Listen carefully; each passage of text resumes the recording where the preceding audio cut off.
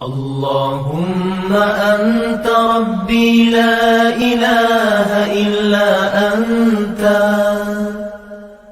خلقتني وأنا عبدك وأنا على عهدك ووعدك ما استطعت أعوذ بك من شر ما صنعت أبوء لك بنعمتك علي وأبوء بذنبي فاغفر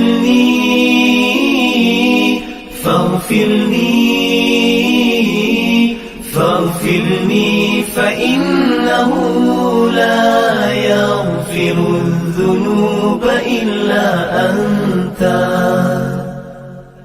Ya Allah, Engkau Tuhanku, tiada Tuhan selain Engkau.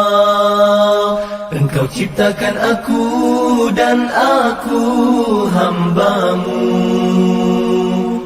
dan aku berada dalam janji-Mu menurut kemampuanku. Aku berlindung dengan-Mu daripada kejahatan yang kulakukan. Aku sedari nikmat-Mu kepadaku, dan ku sedari akan dosa-dosaku. Ampuni aku, ampuni aku, ampuni aku, kerana sesungguhnya tiada yang dapat mengampunkan dosa kecuali Engkau. A'udzubillahi as-sami'il 'alim minasyaitonir rajim.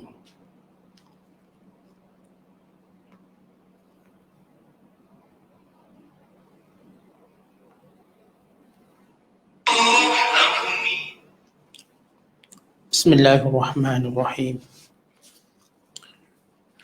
Yusikumullahu fi auladikum lidzakari mislu hazzil unsayain. Fa in kunna nisaan fawqa ithnatayn falahunna thulutha ma tarak. Wa in kanat wahidatan falahan nisf. ولأبويه لكل واحد منهما السدس مما ترك إن كان له ولد فإن لم يكن له ولد وورثه أبواه فلأمه الثلث فإن كان له إخوة فلأمه الثلث من بعد وصية يوصي بها أو دين. آباؤكم وأبناؤكم لا تدرون أيهم أقرب لكم نفعا فريضة من الله إن الله كان عليما حكيما. ولكم نصف ما ترك أزواجكم إن لم يكن لهن ولد فإن كان لهن ولد فلكم الربع مما تركت من بعد وصية يوصين بها أو دين. ولهن الربع مما تركتم إن لم يكن لكم ولد فإن كان لكم ولد فلهن الثمن مما تركتم من بعد وصية توصون بها أو دين. وإن كان رجل يورث كلالة أو امرأة وله أخ أو أخت فلكل واحد منهما السدس فإن كانوا أكثر من ذلك فهم شركاء في الثلث من بعد وصية يوصى بها أو دين غير مضار وصية من الله والله عليم حليم. تلك حدود الله ومن يطع الله ورسوله يدخله جنات تجري من تحتها الأنهار خالدين فيها وذلك الفوز العظيم. ومن يعص الله ورسوله ويتعد حدوده يدخله نارا خالدا فيها وله عذاب مهين. Sadaqallahul azim. Allah perintahkan kamu mengenai pembahagian harta pusaka untuk anak-anak kamu. Itu bahagian seorang anak lelaki menyamai bahagian dua orang anak perempuan. Tetapi jika anak-anak perempuan itu lebih dari dua, maka bahagian mereka ialah 2/3 dari harta yang ditinggalkan oleh si mati. Dan jika anak perempuan itu seorang sahaja, maka bahagiannya ialah 1/2 separuh harta itu. Dan bagi ibu bapa si mati, tiap-tiap seorang dari keduanya 1/6 dari harta yang ditinggalkan oleh si mati. Jika si mati itu mempunyai anak. Tetapi jika si mati tidak mempunyai anak, sedang yang mewarisinya hanyalah kedua ibu bapanya, maka bahagian ibunya ialah 1/3. Kalau pula si mati itu mempunyai beberapa orang saudara adik-beradik, maka bahagian ibunya ialah 1/6. Pembahagian itu ialah sesudah diselesaikan wasiat yang telah diwasiatkan oleh si mati, dan sesudah dibayarkan hutangnya, ibu bapa kamu dan anak-anak kamu, kamu tidak mengetahui siapa di antaranya yang lebih dekat serta banyak manfaat kepada kamu. Pembahagian harta pusaka dan penentuan bahagian masing-masing seperti yang diterangkan itu ialah ketetapan dari Allah. Sesungguhnya Allah adalah Maha mengetahui lagi Maha bijaksana. Dan bagi kamu 1/2 dari harta yang ditinggalkan oleh isteri-isteri kamu, jika mereka tidak mempunyai anak. Tetapi jika mereka mempunyai anak, maka kamu beroleh 1/4 dari harta yang mereka tinggalkan. Sesudah ditunaikan wasiat yang mereka wasiatkan dan sesudah dibayar hutangnya. Dan bagi mereka isteri-isteri pula 1/4 dari harta yang kamu tinggalkan, jika kamu tidak mempunyai anak. Tetapi kalau kamu mempunyai anak, maka bahagian mereka yakni isteri-isteri kamu ialah 1/8 dari harta yang kamu tinggalkan. Sesudah ditunaikan wasiat yang kamu wasiatkan dan sesudah dibayarkan hutang kamu. Dan jika si mati yang diwarisi itu lelaki atau perempuan, yang tidak meninggalkan anak atau bapa, dan ada meninggalkan seorang saudara lelaki seibu atau saudara perempuan seibu, maka bagi tiap-tiap seorang dari keduanya ialah 1/6. Kalau pula mereka saudara-saudara seibu itu lebih dari seorang, maka mereka bersekutu pada 1/3 dengan mendapat sama banyak lelaki dan perempuan. Sesudah ditunaikan wasiat yang diwasiatkan oleh si mati dan sesudah dibayarkan hutangnya, wasiat-wasiat tersebut hendaklah tidak mendatangkan mudarat kepada waris-waris. Tiap-tiap satu hukum itu ialah ketetapan dari Allah. Dan ingatlah Allah Maha mengetahui lagi Maha penyayang. Segala hukum yang disebut adalah batas-batas syariat Allah. Dan sesiapa yang taat kepada Allah dan Rasulnya akan dimasukkan oleh Allah ke dalam syurga yang mengalir dari bawahnya beberapa sungai. Mereka kekal di dalamnya, dan itulah kejayaan yang amat besar. Dan sesiapa yang derhaka kepada Allah dan Rasulnya dan melampaui batas-batas syariatnya akan dimasukkan oleh Allah ke dalam api neraka. Kekalah ia ke dalamnya, kekalah ia di dalamnya, dan baginya azab seksa yang amat menghina. Masih lagi kita berada pada juzuk yang keempat, surah yang keempat, iaitu Suratul Nisa, surah yang berkait dengan hukum hakam wanita. Bermula daripada ayat 11 sehingga ayat 14. Ayat-ayat yang kita bacakan ini merupakan ayat mawaris. Mawaris atau kita terjemahkan dengan harta pusaka. Dikenali dengan ilmu miras atau mawaris atau ilmu irs atau tarikah. Kadang-kadang orang panggil ini ilmu tarikah, yakni harta pusaka. Kadang-kadang disebut sebagai ilmu irs, yakni pusaka. Kadang-kadang disebut sebagai ilmu miras, pemusakaan. Kadang-kadang disebut ilmu mawaris, pewarisan. Maka ilmu ini ialah salah satu ilmu yang penting, di mana Nabi SAW mengajar kepada kita supaya menekankan ilmu ini, supaya mengambil berat, kan ia menyelesaikan persoalan yang paling penting, iaitu persoalan yang berkait dengan harta yang menyebabkan perbalahan, permusuhan, hatta peperangan. Kerana itu kata Nabi SAW, ta'allamul Quran wa 'allimuhu an-nas wa ta'allamul fara'idha wa 'allimuha fa inni imru'un maqbudun wal 'ilmu marfu'un wa yushiku an yakhtalifa ithnani fil fariḍah wal mas'alah fala yajida ahadan yukhbiruhuma. Satu hadis kata Nabi SAW, belajarlah Quran dan ajarlah pada manusia, dan belajarlah ilmu faraid. Ini kita sebut tadi ilmu miras, mawaris, irs, tarikah dan faraid. Ada 5 nama dia. Belajarlah ilmu faraid dan ajarlah kepada manusia, kerana aku akan mati, kata Nabi SAW, dan ilmu akan diangkat. Ilmunya akan diangkat naik. Maka akan berlaku satu zaman 2 orang berbalau tentang masalah pusaka, sehingga mereka tidak jumpa orang yang mampu mengadili mereka, memberitahu mereka. Ini menunjukkan bahawa ilmu yang pertama diangkat oleh Allah Subhanahu Wa Taala ialah ilmu faraid. Sehingga masing-masing bahagi cara mereka, bahagi ikut syahwat, ikut nafsu. Bahkan disebut dalam hadis yang lain, Nabi kata apa? Nabi kata, ta'allamul fara'idha wa 'allimuha fa innaha nisful 'ilm wa huwa yunsa wa huwa awwalu syai'in yuntaza' min ummati. Belajarlah ilmu faraid, ajar pada manusia. Ianya merupakan separuh daripada ilmu dan ianya akan dilupakan. Dan ia adalah ilmu yang pertama diangkat daripada umatku.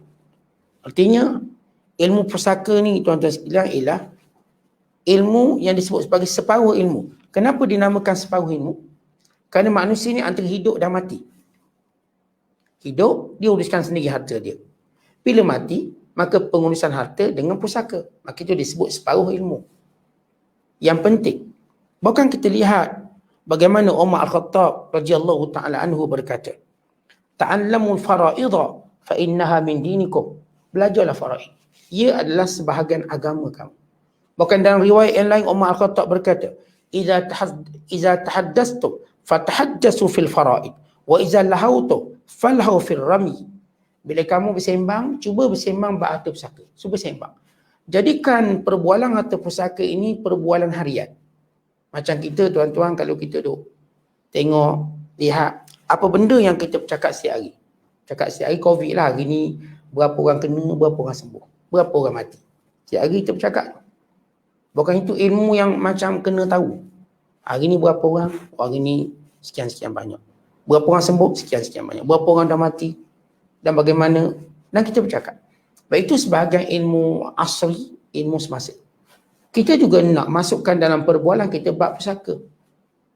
Ni kalau orang mati tu dapat berapa, ni dapat berapa. Biasakan diri bercakap pusaka. Sebab pusaka ni ilmu basic ni. Asal pusaka basic. Asal pusaka taklah sukar. Sebab kita cuba nak menyelesaikan masalah pusaka kita. Setiap orang cuba gambarkan kalau dia mati, kalau bini dia mati, kalau anak dia mati, macam mana pusaka tu berlega dalam keluarganya secara hukum. Maka itu yang dimaksudkan bercakap tentang harta pusaka.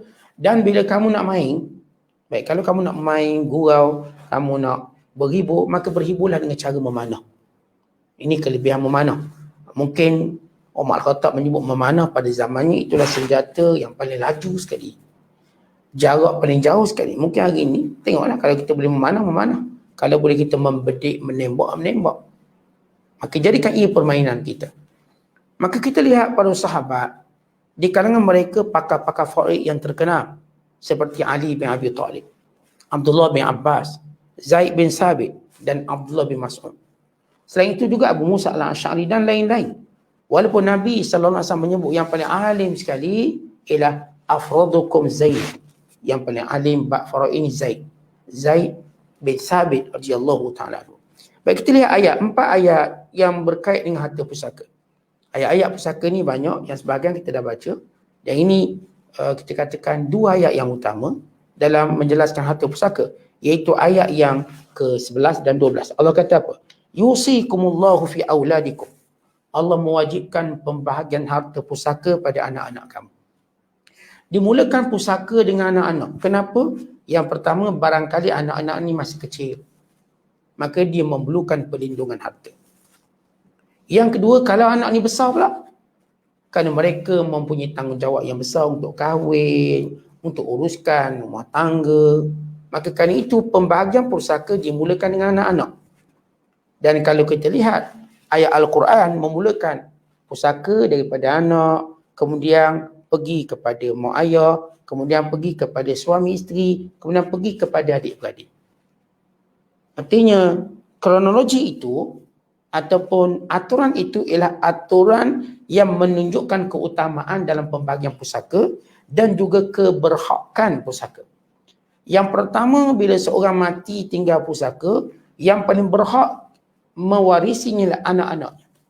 Sama ada lelaki atau perempuan. Anak ni tak akan dihijab. Masuk tak hijab, tak terhalang. Anaknya akan mendapat harta pusaka. Maka Allah Ta'ala menyebut, lidzakari mislu hadzil unsayain, iaitu bagi anak lelaki seganda anak perempuan. Baik, kenapa anak lelaki seganda anak perempuan? Yang pertama, kerana anak lelaki memikul tanggungjawab menafkahi. Sama ada dia akan nafkah mak dia, menafkah ayah dia, menafkahi isterinya, menafkahi anak-anaknya. Maka bebanan itu ada padanya, maka kerana itu dia diberi seganda. Manakala wanita, kenapa pula diberi separuh? Lelaki 2, perempuan 1. Kerana perempuan tidak mengeluarkan hartanya. Dia cuma ditanggung. Sebagai seorang isteri, kalau dia jadi isteri, dia akan mendapat pertama, dia mendapat mas kahwin. Yang kedua, dia mendapat nafkah. Dan dia tak wajib menafkahi anak-anaknya. Dia tak payahlah nak beli baju raya ke anak-anak dia. Kalau dibeli itu ihsan dia. Tapi bukan tanggungjawab dia. Dia pun tak boleh tanggung mak ayah dia. Yang tanggung mak ayah ni anak lelaki. Maka kerana itu hikmah Allah kata bagi lelaki seganda wanita. Fa in kunna nisaa. Tetapi kalau si mati meninggalkan anak perempuan 2 hingga ke atas. Baik, tak ada anak lelaki, tak ada. Cuma meninggalkan 2 orang anak perempuan ke atas. 2, 3, 4, 5 tak kira lah. Maka kata Allah, falahunna thulusa ma tarak. Maka anak perempuan ini mendapat 2/3. Baik, basic harta pusaka. Kalau sekiranya si mati tinggal anak lelaki dan perempuan, maka lelaki seganda perempuan. Tapi kalau cuma meninggalkan anak perempuan dan anak perempuan itu 2 ke atas, 2, 3, 4, 5. Maka bagi 2 anak perempuan ke atas ini, dia akan mendapat 2/3 daripada harta yang ditinggalkan. Wa in kanat wahidah. Tapi kalau anak perempuan ini cuma seorang, iaitu si mati meninggalkan seorang anak perempuan, dia tak tinggalkan anak lelaki, dia cuma tinggalkan seorang anak perempuan, maka kata Allah, falaha nisf, baginya 1/2 harta pusaka. Ini bahagian yang digaranti 1/2. Kerana pembahagian pusaka ini sama ada seorang itu mendapat yang dikenali sebagai ashabul furud. Ashabul furud artinya orang yang akan mendapat bahagian tertentu. Yang kedua disebut sebagai golongan asabah yang mendapat baki yang lebih. Yang ketiga disebut sebagai ashabul rad yang mendapat lebihan kalau masih ada rad. Ini kita akan bicarakan dalam ilmu pusaka. Apa yang kita cuba nak tafsirkan pada malam ini basic ilmu pusaka. Untuk mendapat penghayatan mendalaminya dengan lebih dalam, memang kita perlu belajar ilmu pusaka. Dalamlah kita pun memang buat kelas ilmu pusaka. Kita pun tahu ada ramai ustaz-ustaz yang buat ilmu harta pusaka. Tapi dalam malam ini saya tidaklah ingin mendetaili harta pusaka, tapi saya nak menyebut secara umum asas, hikmah, maqasid kenapa ilmu pusaka. Sebagaimana kita baca hadis-hadis tentang kelebihan pusaka. Dan juga sebagaimana kita huraikan semalam, boleh tak bagi harta tidak mengikut faraid? Saya dah sebut 3 syarat utama, walaupun saya melihat mustahil syarat itu dipenuhi kerana masalah harta ni orang memang tak puas hati. Maka wajib kembali kepada hukum faraid. Wajib kita hukum faraid untuk menyelesaikan dakwa-dakwa yang mungkin timbul selepas itu. Kalau kita bagi sama rata atau bagi kehendak kita, dibimbang pendakwaan ataupun tak perasaan tak puas hati berlaku selepas itu. Khususnya bila seorang ni ada masalah kewangan, dia kata silap pula bagi sama rata hari tu. Patut saya dapat lebih. Nak pinjam Alung pula kedekut, dah gaduh pula. Sebab itulah pusaka ini penting. Kan ia kita katakan hasman lin niza', mengkerat atau menghalang perbalahan yang berlaku. Sebab tuan-tuan, musibah paling besar dalam silaturahim berbalah adik-beradik. Sesudah kita disatukan oleh ibu ayah kita. Masa mak kita ada, ayah kita ada, kita okey. Tak kira adik-beradik sebapak ke, adik-beradik semak ke, okey. Bila mak ayah mati, kita seperti hilang rumah api. Rumah api itu kalau terbelayar hanyut lah. Tak reti nak singgah, tak reti nak berhenti. Kita tak ada panduan. Hanyut tengah lautan. Ukhuwah kita atau silaturahim kita terombang-ambing tengah laut. Tak tahu nak menetap kat mana. Akhirnya hanyut dan tenggelam karam. Dah habis. Seolah-olah kita tak pernah punya adik-beradik. Makinlah musibah besar. Kerana itu, bagi mengelakkan hubungan adik-beradik jangan terjejas, maka ilmu pusaka ni penting dipahami, dipelajari dan diaplikasi. Kemudian kata Allah, wali abawaihi, bagi kedua ibu bapa si mati. Kalau si mati, seorang tu mati, ditinggal mak ayah dia. Likulli wahidin minhumas sudus, maka mak dapat 1/6, ayah dapat 1/6. Baik, bila mereka dapat 1/6, mimma taraka in kana lahu walad, kalau si mati ada anak. Artinya kalau orang tu mati, dia tinggal seorang anak lelaki, kemudian tinggal mak, tinggal ayah. Maka anak lelaki akan dapat berapa? Baki. Semua baki. Mak dapat berapa? Mak dapat 1/6, ayah dapat 1/6. Dia 1/6, 1/6, tinggal lagi 4/6. Maka 4/6 tu dapat ke siapa? Dapat ke anak. Ini kalau kita gambarkan masalah, seorang mati cuma tinggalkan anak lelaki dan meninggalkan mak dia dan ayah dia. Kemudian kata Allah Ta'ala, فَإِنْ لَمْ يَكُنْ لَهُ وَلَدْ, kalau sekiranya si mati tak ada anak, dia cuma ada mak ayah dia, anak tak ada. وَوَرِثَهُ أَبَوَاهُ, maka mak ayah lah yang akan mewarisi harta pusakanya. فَلِأُمِّهِ الثُّلُثُ, dan mak dia dapat 1/3. Mak dapat 1/3, ayah dapat 2/3. Maksud dapat 2/3 di sini dengan makna asabah. Kata kita ada istilah namanya asabah. Apa itu asabah? Iaitu pemilikan harta lebihan sesudah diambil oleh orang yang mempunyai bahagian tertentu. Misalnya orang ni dapat 1/2, orang ni dapat 1/3, orang ni dapat 1/6. Baki itu kita panggil asabah. Yang biasanya didominasi oleh kaum lelaki. Sama ada anak lelaki, sama ada cucu lelaki, sama ada bapa saudara lelaki, sama ada anak saudara, adik-beradik lelaki. Maka ini disebut golongan-golongan asabah. Yang kita akan bicarakan juga nanti. Fa in kana lahu ikhwatun fali ummi sudus. Kalau si mati, dia meninggalkan adik-beradik lain. Dia ada adik-beradik. Maka waktu itu ibunya cuma akan mendapat 1/6. Kalau si mati tadi mati, dia tak ada adik-beradik, dia cuma ada mak ayah je. Maka mak dapat 1/3, bakinya dapat ayah. Tapi kalau sekiranya dia ada adik-beradik, adalah 2 orang adik-beradik, 3 orang adik-beradik, bermula daripada 2, kata Allah Subhanahu Wa Taala, maka ketika itu mak semua dapat 1/6. Min ba'di wasiyatin yusi biha aw dain. Tetapi pembahagian pusaka tidak boleh dilakukan melainkan selepas diselesaikan wasiat dan hutang. Tuan-tuan, antara wasiat dan hutang mana penting? Hutang. Tapi kenapa wasiat diletak depan sekali? Untuk memberikan perhatian. Sebab hutang ni tuan-tuan, orang akan dakwa, orang akan minta. Wasiat ni dia macam tenggelam je. Maka supaya benda ni timbul, maka Allah sebut dulu wasiat. Supaya kita yang hidup ni, perhatikan apakah si mati dia ada wasiat atau tidak. Kerana wasiat ini satu cara untuk seorang mendekatkan diri pada Allah. Atau wasiat ini satu cara untuk orang ni melengkapkan tanggungjawab dia. Maka perhatikan wasiat. Aba'ukum, ayah kamu. Wa abna'ukum, anak kamu. La tadruna ayyuhum aqrabu lakum naf'a. Kamu tak tahu mana satu yang lebih beri faedah pada kamu. Baik, di sini Allah menyebut 2 kelompok yang dapat pusaka. Pertama namanya anak, lelaki atau perempuan. Yang kedua namanya mak ayah. Baik, antara mak ayah dan anak-anak, siapa yang paling banyak beri manfaat pada kita?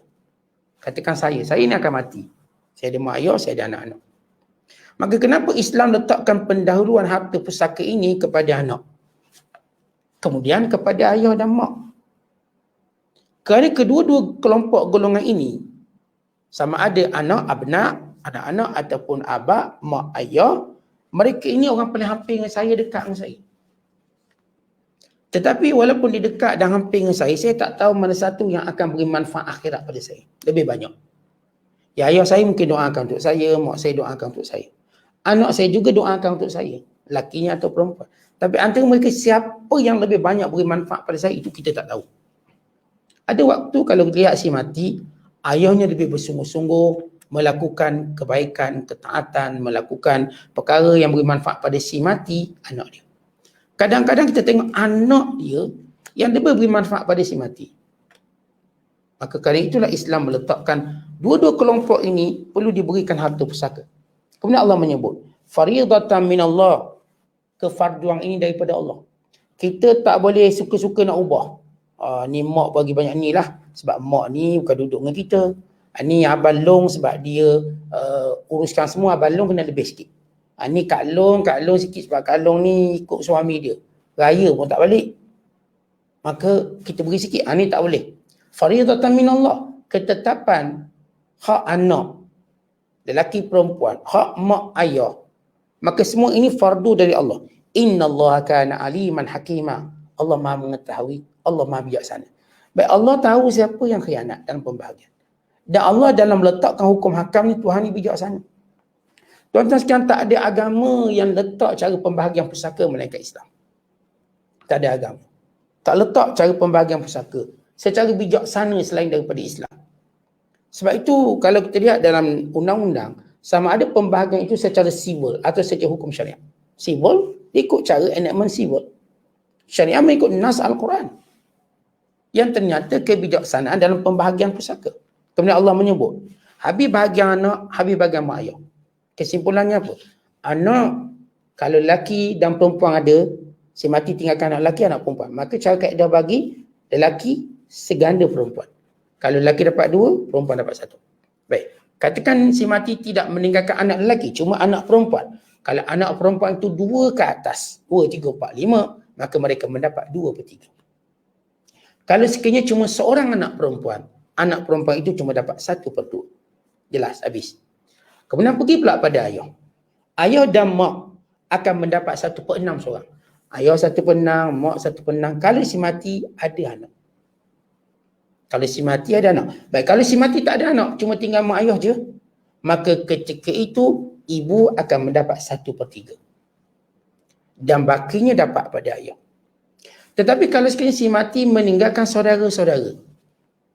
Si mati ni dia ada abang dia, adik dia. Si mati bujang. Si mati ni bujang atau si mati ni kahwin. Dia kahwin tapi tak ada anak. Cuma dia ada adik-beradik ni. Adik-beradik ada. Maka dalam kaedah harta pusaka, ayah akan menghijab semua adik-beradik. Jadi adik-beradik tak dapat lah. Namun, adik-beradik ni kalau ada 2 ke atas, dia akan menghijab bahagian ibu. Ibu tadi sebut 1/3.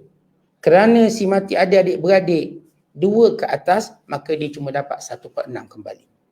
Baik, selesai masalah tadi. Kemudian kita pergi kepada pusaka suami isteri. Jadi jelas tentang pusaka anak, pusaka mak ayah. Sekarang pusaka isteri dan suami. Allah mulakan dengan suami. Allah Ta'ala berfirman, walakum, dan bagi kamu wahai sang suami, wahai si suami, nisfu ma taraka azwajukum, separuh daripada harta yang isteri kamu tinggalkan. Illam yakun lahunna walad, kalau isteri kamu tak ada anak. Sama ada anak tu daripada perkongsian kita dengan dia, atau dia ini dah berkahwin dulu, dia dah ada anak. Dia dah ada anak dulu, yang dikahwin dengan suami dulu.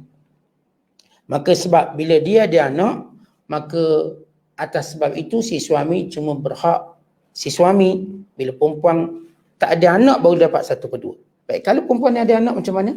Fa in kana lahunna walad, kalau wanita ini punya anak, falakumur rubu', kamu cuma dapat 1/4 mimma tarak, daripada apa yang isteri kamu tinggalkan. Baik, secara umum suami bila mati isteri dia, atau mati isteri-isterinya. Ni kalau cerita poligami pula, kalau dia mati, isteri-isterinya mati. Baik, setiap isteri-isterinya mati, si suami ni akan dapat dua keadaan dia. 1/2 atau 1/4. Jadi suami-suami hafal bahagian ni. Cakap dengan rumah, awak kalau mati saya dapat 1/2 atau 1/4. Yang kita dah sebut kata-kata Umar Al-Khattab tadi, bercakaplah benda ni selalu supaya tahu. Kita cakap dengan bini kita, bini pun cakap, abang sama, abang kalau mati saya akan dapat banyak ni. Tetapi bukan suruh dia mati, tak nak. Kita nak biasakan benda tu, tahu hukum. Kita cakap dengan anak-anak kita, dia benda ni tak payahlah nak tunggu ustaz ke, tok guru ke, nak selesai masalah basic kita. Kita dah bercakap sama-sama kita dah. Mudah. Supaya tahu harta pusaka. Baik, kalau si suami mati isterinya atau isteri-isterinya, dia akan dapat 1/2 kalau isterinya tak ada anak. Sama ada anak dengan perkongsian hidup dengan dia atau anak daripada suami-suami lain. Ustaz, kalau dia ada anak luar nikah lah Ustaz, katakan. Perempuan ni dia ada anak luar nikah seorang. Lepas tu dia taubat Ustaz, dia pun kahwin dengan saya. And then dia mati. Apakah anak itu? Anak sah yang tak sah tarak itu dikira sebagai menghijab? Ya. Sebab dia kena nisbah anak pada perempuan itu. Dia tak sah tarak dari sudut anak bagi nisbah lelaki yang penyebab dia. Tapi tidak bagi perempuan yang mengandung dia. Bagi perempuan yang mengandung anak tu, sah nisbahnya pada ibu. Sah nisbahnya pada ibu. Maka dia juga menghalang si suami yang mendapat 1/2. Jadi ingat, bahagian si suami cuma 2. 1/2, 1/4. Macam mana? Kalau isteri dia ada anak, maka dia akan dapat 1/4. Kalau isteri tak ada anak, 1/2. Kemudian Allah menyebut bahagian isteri pula. Tapi sebelum tu Allah sebut dulu. Min ba'di wasiyatin yusina biha aw dain. Hei suami, sebelum kamu ambil harta pusaka, pastikan wasiatnya sudah ditunaikan. Pastikan hutang telah ditunaikan. Maka yang lebih baru boleh difaraid. Baik, hutang ni apa? Ada 2 jenis hutang. Yang pertama hutang Allah, yang kedua hutang manusia. Hutang Allah ni apa tuan-tuan? Hutang Allah ni seperti zakat tak bayar. Tak kira zakat fitrah ke zakat harta. Ataupun haji. Itu juga hutang. Dia mampu haji, dia tak buat haji. Itu hutang Allah. Jadi, dia pun ada hutang orang ni. Yang kedua hutang orang. Dia adalah pinjang orang tua, orang ni, pinjang mina, pinjang beda. Maka kita kena bayar hutang. Tuan-tuan, hutang siapa yang kena utamakan? Hutang Allah dulu. Sebab Nabi bersabda, wa dainullahi ahaqqu an yuqda anhu. Hutang Allah perlu dibayar dulu. Jadi cabut dulu bayar bahagian zakat, bahagian haji dia dah. Baru bayar kepada bedahnya, pada minahnya, pada hafsahnya, pada kalsumnya kalau dia hutang. Yang lebih tu barulah kita bagi pusaka. Kemudian Allah menyebut tentang hukum hakam isteri pula. Dengan isteri, berapa bahagian kita? Catik. Bang, giliran saya ni pula bang. Giliran bahagian saya pula. Tadi kan giliran abang dah habis, pergi main jauh-jauh. Ni giliran saya. Walahunnar rubu'. Dan bagi isteri itu 1/4. Mimma taraktum. Bila kematian suaminya. Illam yakul lakum walad. Kalau suami tak ada anak. Itu suami tak ada anak sama ada dengan isteri ni atau isteri yang lain misalnya. Dia adalah dengan isteri dulu-dulu dia ada anak. Tapi dengan syarat anak tadi sah nikah. Kalau dia ada anak luar nikah, si suami maka tak dikira. Dia berbeza dengan perempuan. Laki tu dia ada anak luar nikah. Tak dikira sebab tak berlaku akad. Kerana nisbah anak luar nikah, nisbahnya pada mak dikira, nisbah pada ayah yang penyebab tak kira. Maka bagi isteri dapat 1/4. Kalau sekiranya si suami tak ada anak.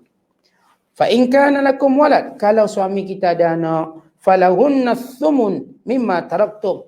Kamu dapat 1/8 daripada apa yang ditinggalkan oleh suami kamu. Baik, isteri-isteri dengar, bahagian kita ni cuma 2. Sama ada 1/4 atau 1/8. Bila dapat 1/4, bila mana suami tak ada anak, dengan kita atau dengan orang lain.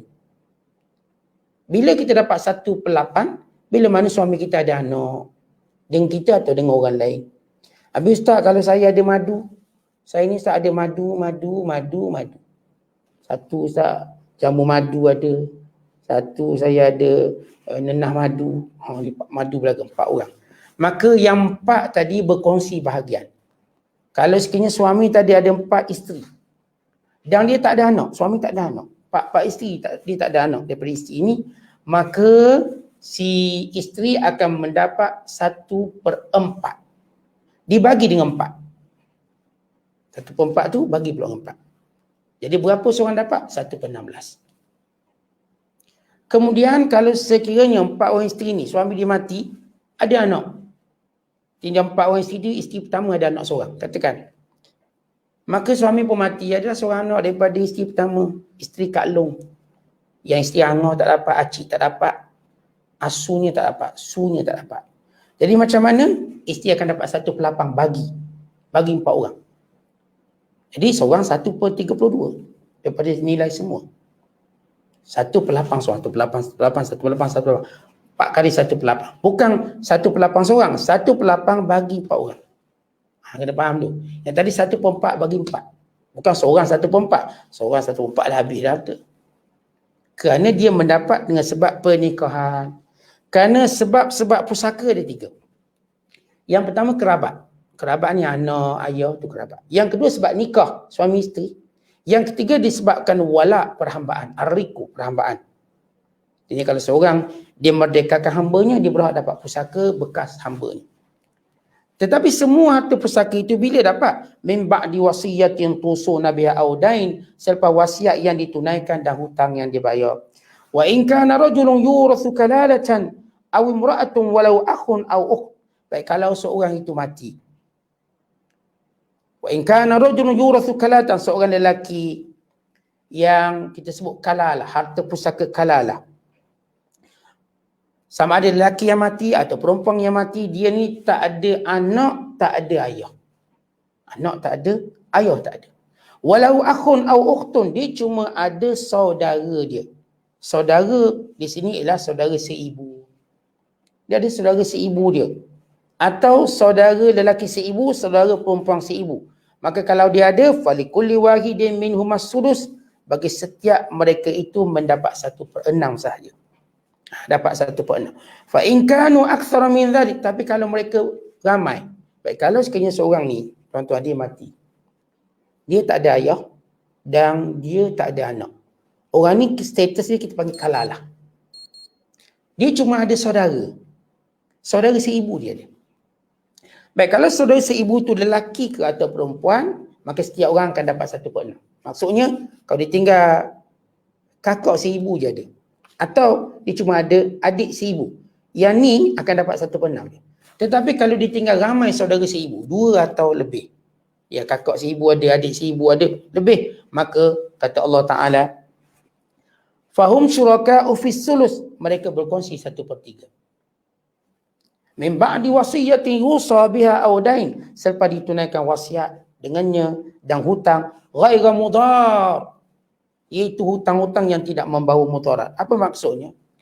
Artinya haram seorang bila dekat nak mati, dia sengaja hutang banyak supaya pusaka dia tak ada. Sengaja dia hutang banyak. Atau dia wasiat banyak-banyak supaya mengurangkan bahagian warisnya.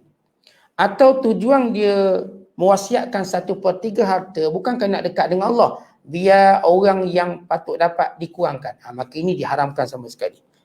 Wallahu alimun halim. Allah Maha mengetahui lagi Maha lembut. Kemudian sesudah Allah menyebut tentang bahagian pusaka, maka Allah sebut satu asas penting dalam kehidupan beragama. Allah dah terangkan banyak hukum hakam pada kita. Daripada awal surah An-Nisa sehinggalah pada ayat yang ke-12, hukum hakam berkait dengan apa? Menghormati manusia, berkait dengan silaturahim, berkait dengan harta anak yatim, berkait dengan perkahwinan, berkait dengan kita katakan mas kahwinnya, dan berkait dengan pengurusan harta pusaka. Maka kata Allah, semua hukum-hukum itu apa dia? Tilka hududullah, itulah dihukum Allah. Wa may yuti'illah wa rasulah, siapa yang patuh pada Allah dan patuh pada Rasul, yudkhilhu jannat, Allah masukkan dia dalam syurga yang mengalir di bawahnya sungai-sungai, yang mereka akan kekal di dalamnya. Maka itu adalah kejayaan yang sebenar. Jadi hukum hakam yang Allah sebut supaya kita patuh dan taat. Kalau kita patuh dan taat, bagi kita syurga dan kita kekal dalamnya. Tetapi Allah beri amaran, wa man ya'sillaha wa rasulah, siapa yang derhaka pada Allah dan Rasulnya, wa yata'adda hududahu, dan melanggar hukum Allah. Harta anak yatim dia langgar, harta pusaka dia langgar, mas kahwin dia langgar, semua dilanggar. Yudkhilhu naran, Allah akan masukkan dia dalam neraka, khalidan fiha, kekal di dalamnya. Artinya di sini, kalau orang tu melanggar perintah Allah dengan sengaja, dengan engkar, dengan sombong, dengan menafikan kewajibannya, maka dia terkeluar daripada Islam. Bila terkeluar dari Islam, maka dia akan kekal dalam neraka. Walahu azabun muhin, baginya azab yang pedih, yang menghina. Dan ini tegasan dari Allah. Siapa patuh perintah Allah, syurga menanti. Siapa derhaka dan engkar, neraka sedang menanti dengan segala azab penghinaannya. Wallahu a'lam bissawab. Assalamualaikum warahmatullahi wabarakatuh.